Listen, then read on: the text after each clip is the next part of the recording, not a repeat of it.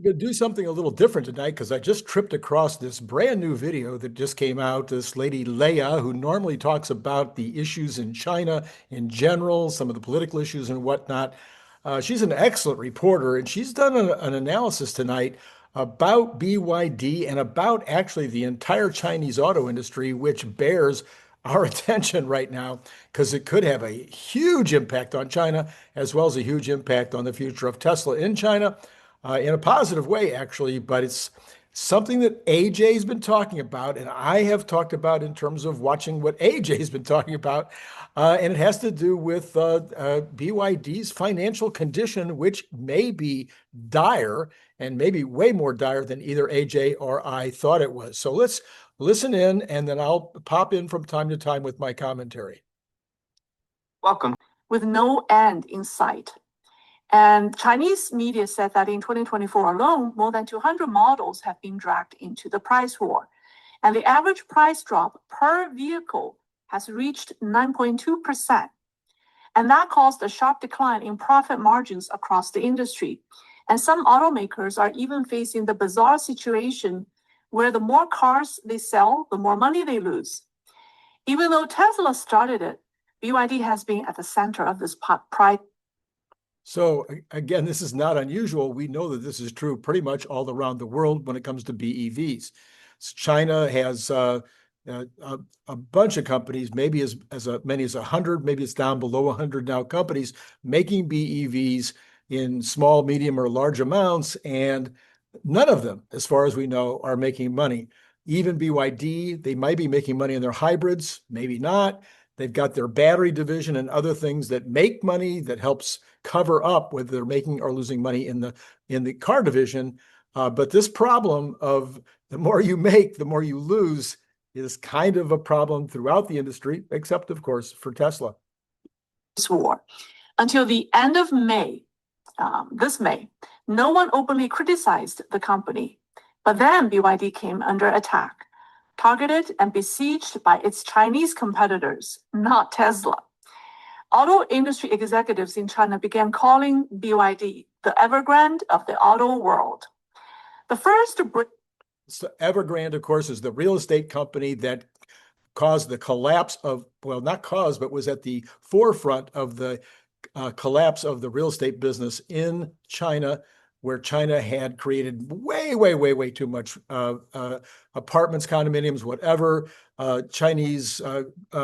The Chinese population were buying 1, 2, 3 of these as their retirement plan because they're not really, it's not easy for the Chinese to invest in the stock market and other things. So they were buying the real estate.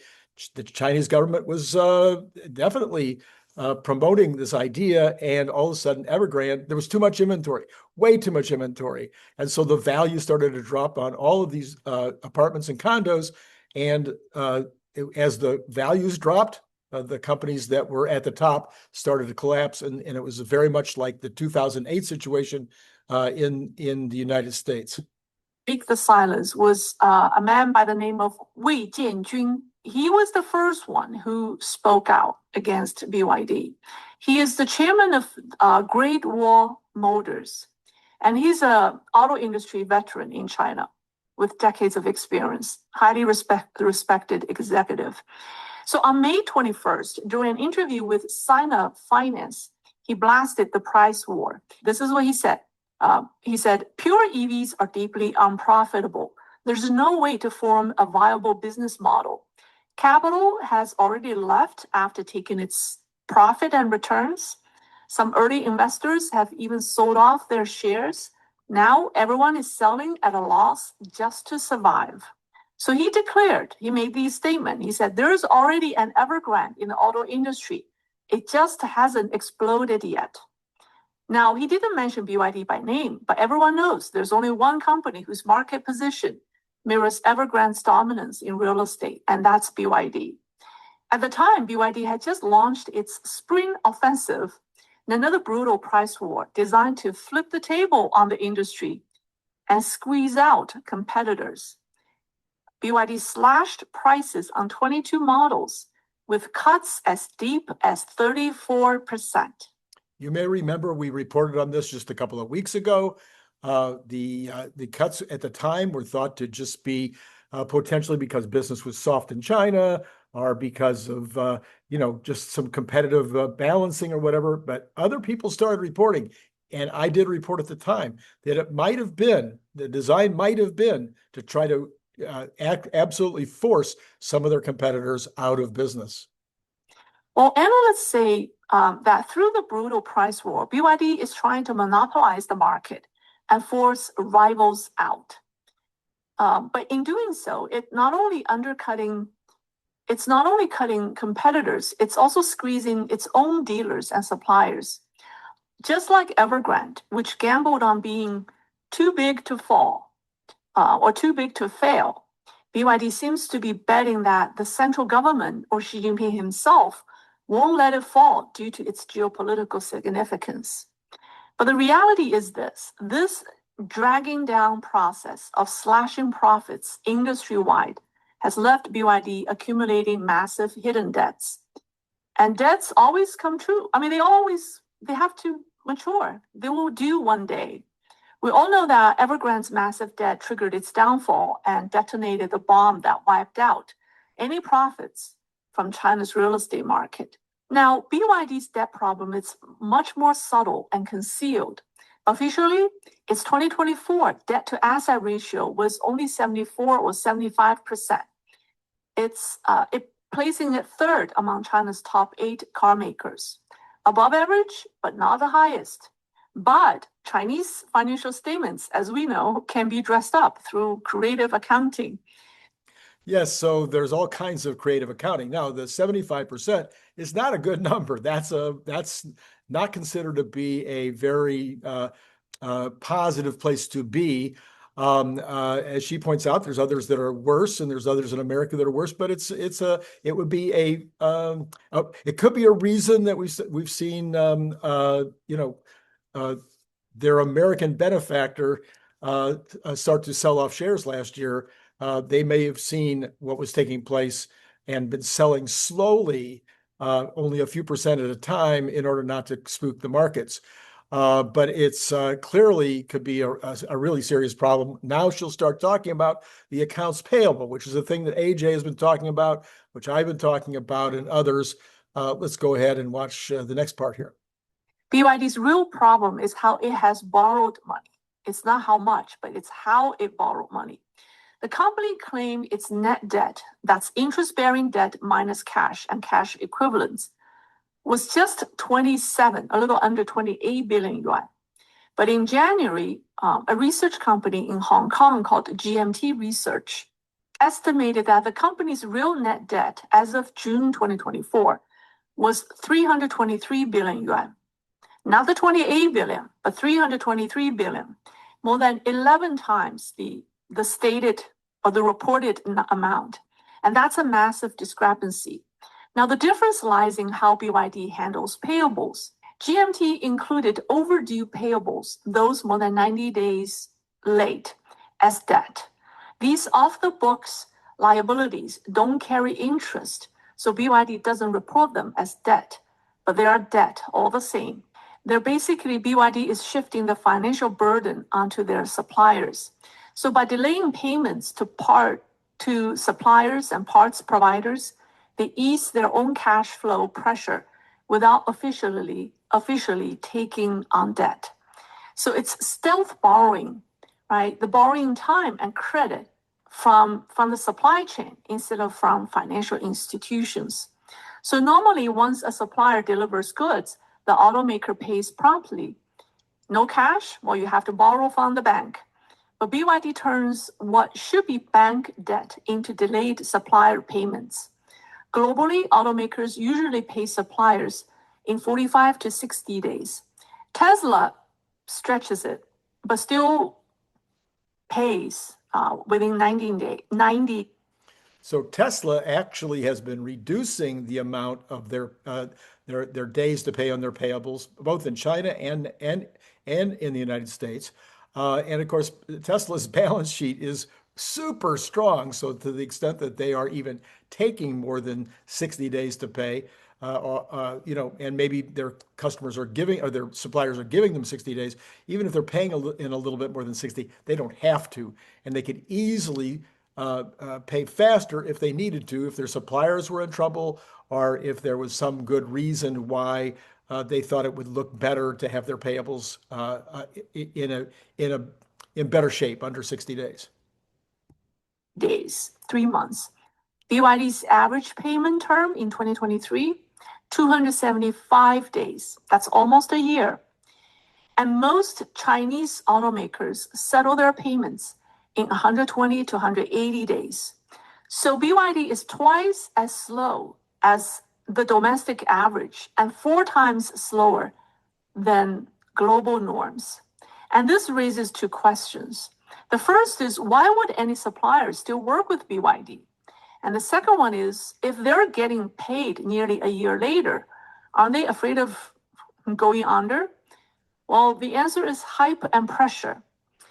Over the last 5 years, BYD's sales, which has been fueled by state support, allegedly exploded 20 times. I don't know if this is true or not. I mean, that's what it claims, surpassing even that of Tesla. So suppliers believe the government would always back BYD. It was the clear market leader with massive volume. So many accepted the brutal terms in exchange for big orders. So these are the hyped-in suppliers. Then there are also the pressured-in ones. BYD's ruthless price war that we just discussed shocked everyone. So as competition intensifies and as competitors collapsed, suppliers fear that they would have no one left to sell to. So it's better for them to be inside BYD's orbit, no matter the terms, than left out in the cold. Now, that concept can certainly work, and I've seen that work in my own businesses with regard to my own payables and also with regard to my own receivables. When you get into tough times, sometimes you're on the phone and you're saying, hey, I need an extra 30 days, or you're making some kind of a payment plan. But the problem is, and I can just tell you this again from experience on both sides of the ledger, is that all works just fine while you continue to grow really fast. As soon as you stop that rate of growth, as certainly if you start to flatten out or if you start to have negative growth, all of that collapses, because all of a sudden everybody calls the debt due at once. All of a sudden, everybody in the industry, they talk. So everybody's like, wow, are you getting paid by BYD? Are you getting paid by BYD? Oh, yeah, I got my money. Oh, I better get, it collapses super fast. And that would be a big, big problem. And it's going to be worse when you hear the rest of this. So hang in here for the rest of the story. So this is how BYD coerced and exploits its supply chain. So what happens when the payment cycle stretches too long and the supplier starts collapsing? Well, BYD invented a workaround, which is a digital accounts payable certificate called 𝐑𝐚𝐴𝐻, which is kind of an electronic IOU. This is actually what a 𝐑𝐚𝐴𝐻 looks like. It functions like a commercial acceptance bill. Suppliers can sell their future receivables to a third party for immediate cash at a discount. So these payment vouchers have been securitized. They're turning into financial products. People are now trading BYU debt, believing it will never default because the state will always bail it out. So this is called supply chain finance, and it's a fancy term for passing the financial stress to suppliers and third-party investors. Now, in a normal situation, you would never get away with this because no bank would loan against that certificate. In the United, I can tell you right now, I've had factors as clients. I've dealt with accounts receivable financing in various different situations in my life. And if your average days to collect, let's say, for instance, I want accounts receivable financing for my company. If my customers are only paying me, let's say in 70 days or 90 days or whatever on average, or I have too high of a percentage that are over 60, the lender's not even going to lend to me. If I'm trying to factor invoice by invoice, the lender is going to look at that customer. They're going to look at their payment history, just like they look at your credit report. They're going to look at the company's credit report and think, I'm not going to lend against that. It's amazing to me that these banks or other lenders are willing to lend against these certificates when the payment are so far behind, and when the company has this reputation for not paying on time.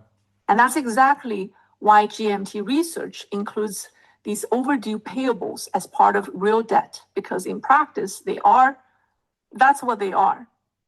Now let's talk about what happens if BYD defaults. This is really the interesting part. We should forget one more thing. To the extent that the person is selling or taking these certificates instead of payment and then turning around and selling them to a bank and getting paid, they're doing it at a discount. So it's cutting into whatever profits they might have had left in the product after holding on, not getting paid for a year or a year and a half. Now they finally get paid and they're taking it at a discount. So it's going right out of whatever the profits are. And then as she'll talk, BYD is even asking for discounts on top of that. BYD defaults on any of these payables and the final buyer can collect, the entire system centered around BYD starts to unravel. Because BYD's version of a collapse will not look like Evergrande's. The crisis won't begin upstream. If you think about it, won't begin upstream. The first wave of defaults wouldn't hit BYD itself, but its suppliers, right? As those suppliers go under, BYD's production gets disrupted, which then affects its car delivery schedule. And then it will affect its financial bottom line. And then will lead to downstream defaults. It's a tangled web of cause and effect. It's what some people call a quantum entanglement of debt in today's China. And to make matters worse, BYD has forced its suppliers to cut costs aggressively over the past 2 years. What started as 2 to 5% cost reductions has jumped to 10 to 20%. Suppliers are stretching to the breaking point. Now, I would take this part of her reporting with a grain of salt. You can, check around, talk to folks out there, and they might tell you different things, but I doubt if she's seen receipts or any of her people that are putting this report together are seeing receipts that are showing that they're getting those kind of discounts. So I would question this part of it, but that doesn't mean BYD's not putting pressure on people and saying, hey, look, the pressure they can put on at this point is, look, if you're hoping to ever get paid on those old payables, you need to help me, because if my sales don't keep up, I'm in bigger trouble than I am right now. And everybody in the industry must be talking about this. I'm shocked that it hasn't become a bigger deal sooner. Props to AJ again for finding about this early.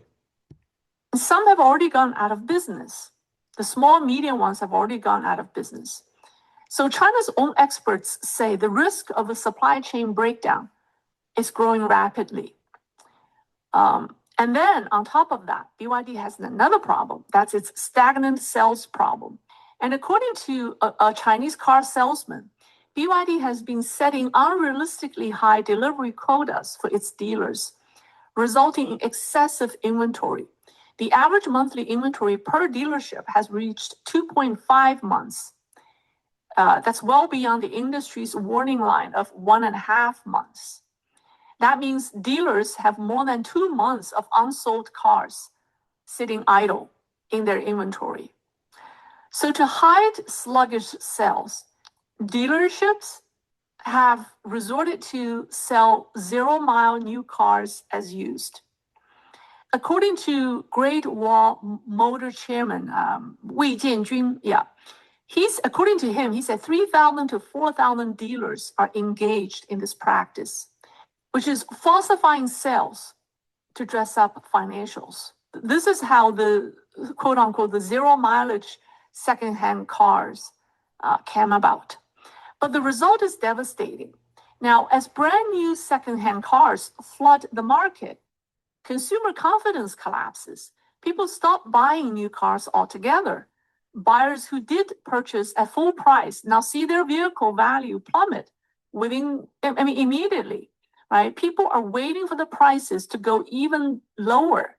It creates a vicious cycle: falling prices, falling sales, and falling trust.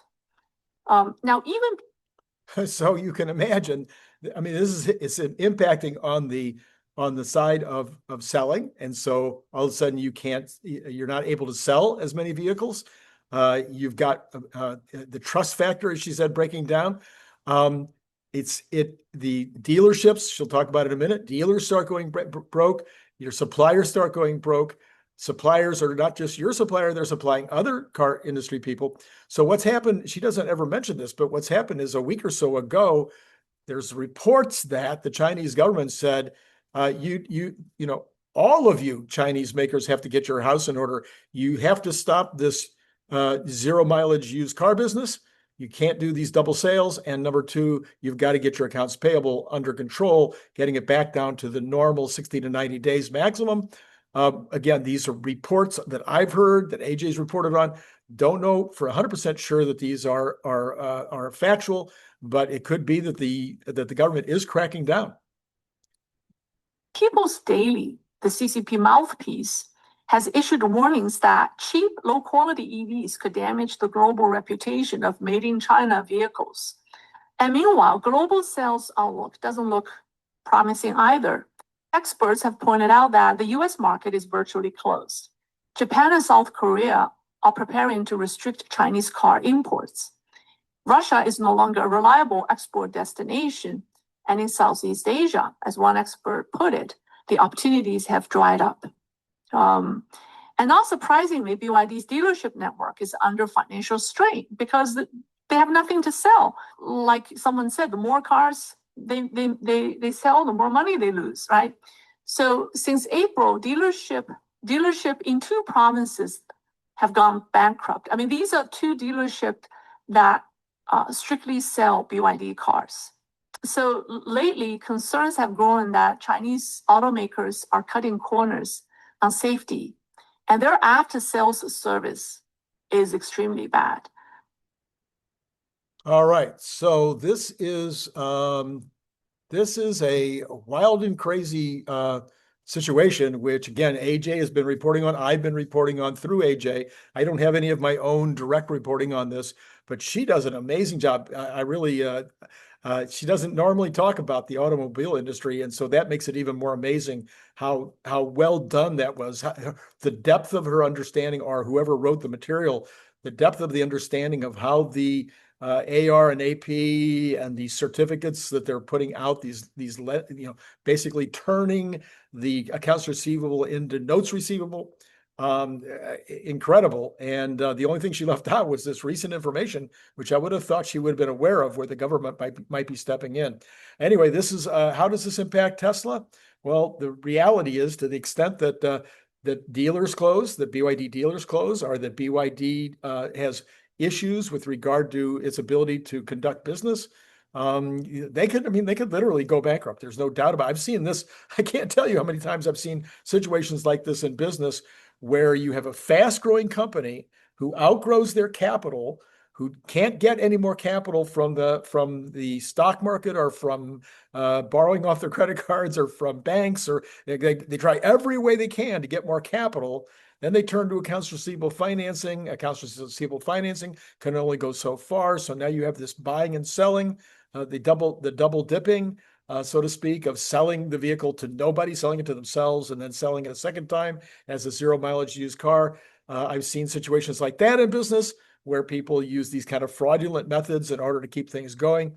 No, this is a company, BYD is a company that is stretched to the limit and could at any moment go bankrupt, and it could take a lot of companies with it. So worth watching. Good for Tesla, quite frankly, if it happens. It would certainly provide a dramatic increase in the available TAM if the number one supplier in China, other than Tesla, was all of a sudden unable to continue in business. Anyway, let me know in the comments below what you thought of that reporting, and we'll see you tomorrow morning with regular programming on Sunday. And then, as you well know, it's been great talking to you.